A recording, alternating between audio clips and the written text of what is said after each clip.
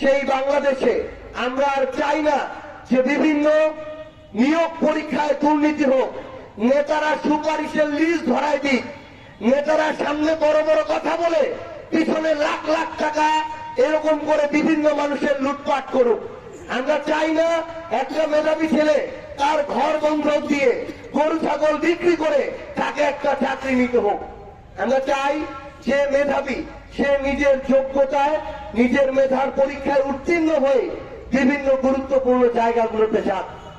আমরা আপনাদেরকে আহ্বান করব, জাতীয় নাগরিক পার্টি এনসিপি তাদের এখনো আত্মপ্রকাশের 1 বছর হয় নাই, কিন্তু এই মুহূর্তে বাংলাদেশের গুরুত্বপূর্ণ 3টা রাজনৈতিক দলের মধ্যে এনসিপি একটা। বাংলাদেশের ইতিহাসে কোন রাজনৈতিক দল এত কম সময়ে বাংলাদেশের এত বৃহৎ পরিসরে আকার ধারণ করতে তারা পারে নাই। এত কম সময়ে বাংলাদেশের কোন রাজনৈতিক দল বাংলাদেশের প্রত্যেকটা ইউনিয়নে ছড়ায় যাইতে পারে নাই।